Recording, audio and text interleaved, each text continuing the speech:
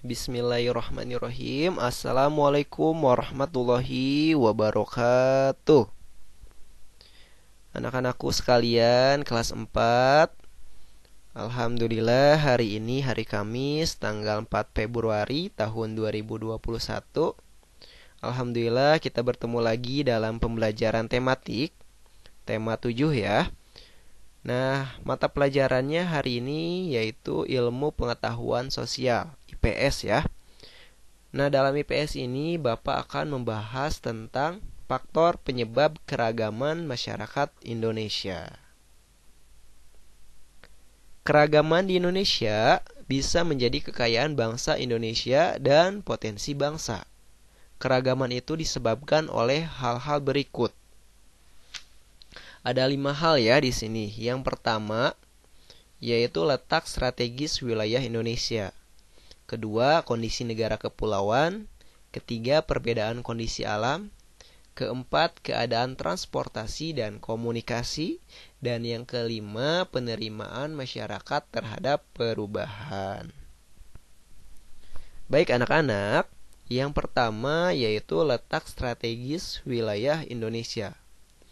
Letak Indonesia itu sangat strategis, yaitu berada di antara Samudra Hindia dan Samudra Pasifik. Lalu Indonesia juga berada di antara benua Asia dan benua Australia. Nah, bisa kalian lihat nih ya di gambarnya. Ini posisi Indonesia di sini, ya. Lalu di sini ada Samudra Pasifik dan Samudra Hindia.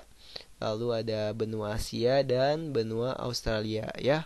Posisinya silang seperti ini, Indonesia ada di tengah-tengahnya. Nah, kondisi ini menjadikan Indonesia berada di tengah-tengah lalu lintas perdagangan. Banyak para pedagang dari berbagai negara datang ke Indonesia. Nah, tetapi ya para pedagang tersebut bukan hanya untuk berdagang saja di Indonesia, tetapi mereka membawa sesuatu yang baru ya, seperti agama, adat istiadat, dan kebudayaan dari negaranya. Banyak dari pendatang menyebarkan agamanya, adat istiadat, kebudayaan ya, baik dengan sengaja ataupun tidak sengaja ya. Jadi anak-anak ya dari para pedagang dari luar negeri ya datang ke Indonesia itu membawa sesuatu yang baru yang menyebabkan terjadinya keragaman masyarakat Indonesia. Yang kedua, kondisi negara kepulauan. Indonesia merupakan negara kesatuan yang terdiri dari pulau-pulau yang dipisahkan oleh selat dan laut. Ya, bisa kalian lihat nih, ya, ini peta Indonesia ya. Di sini ada Pulau Sumatera, Kalimantan, Jawa, ya Sulawesi, Papua, dan masih banyak pulau-pulau kecil yang lainnya. Ya, bisa kalian lihat contohnya Sumatera dan Kalimantan ya. Ini terpisahkan oleh laut. Ya, begitupun dengan pulau-pulau yang lainnya ya. Nah, dari banyaknya pulau di Indonesia menyebabkan penduduk yang menempati ya atau yang tinggal di suatu pulau tersebut ya tumbuh menjadi kesatuan suku bangsa ya. Jadi dari setiap pulau ini tumbuhlah yang namanya suku bangsa ya. Suku bangsanya itu berbeda-beda ya. Nah, untuk materi tentang suku bangsa nanti bisa kalian lihat di buku paketnya ya di tema 7 di halaman 28 sampai 30 ya. Di situ membahas tentang suku bangsa yang ada di Indonesia. Yang ketiga, perbedaan kondisi alam. Ya, tentunya kondisi dan keadaan alam di daerah kita ya di Indonesia ya, baik di setiap daerah ataupun di setiap pulau itu ternyata tidak sama ya. Contohnya dataran pantai, dataran rendah, dataran tinggi ya. Masyarakat pantai, dataran rendah, dataran tinggi dan lembah akan memiliki cara hidup yang berbeda. Mereka menyesuaikan dengan kondisi alamnya ya. Nah, perbedaan itu mencakup dari segi ekonomi, mata pencaharian ya, pekerjaannya, lalu budayanya, bahasanya ya, dan lain-lain. Nah, contohnya masyarakat yang tinggal di pantai, mereka lebih memanfaatkan laut untuk mempertahankan hidupnya, yaitu dengan menjadi nelayan. Sedangkan masyarakat yang tinggal di pegunungan, mereka memilih untuk bekerja sebagai petani ataupun peternak, ya.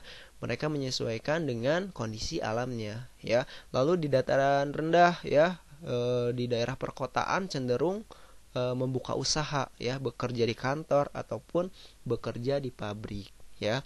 Itulah yang menyebabkan terjadinya keragaman di Indonesia, ya. Dari keadaan alamnya pun ternyata berbeda, ya. Dan perbedaan itu mulai dari ekonomi, pekerjaan, budaya, bahasa, dan lain-lain. Yang keempat, keadaan transportasi dan komunikasi. Kemajuan dan keterbatasan sarana transportasi dan komunikasi mempengaruhi perbedaan masyarakat di Indonesia, ya. Jelas di sini yang namanya transportasi dan komunikasi itu akan mempengaruhi masyarakat di Indonesia, ya. Kemudahan sarana transportasi dan komunikasi, ya, itu memudahkan masyarakat, ya, untuk berinteraksi dengan masyarakat lainnya, ya. Sebaliknya, ya, jika keterbatasan itu terjadi, ya, keterbatasan itu akan menyulitkan masyarakat itu sendiri, ya. Mereka akan kesulitan untuk berkomunikasi dengan masyarakat lainnya, ya. Contohnya, ya, di Indonesia ternyata belum merata, ya. Di setiap daerah itu belum merata, ya. Di setiap daerah ada yang sudah mendapatkan transportasi umum dengan mudah, ya, komunikasi dengan mudah, sinyalnya bagus, ya. Sedangkan di daerah-daerah pelosok, ya, di daerah pelosok itu keterbatasan itu masih ada, ya. Mereka masih belum menerima yang namanya transportasi secara umum, ya. Lalu komunikasi pun mereka terbatas, ya, karena sinyalnya kurang, ya, di pelosok itu. Contohnya dalam kondisi sekarang, ya, sekolah online, ya, PJJ ini, pembelajaran jarak jauh, ya. Yang tinggal di pelosok mungkin mereka kesulitan dari segi sinyalnya, ya, karena mungkin di sana belum ada yang namanya sinyal, ya. Jadi komunikasi pun masih terbatas, ya.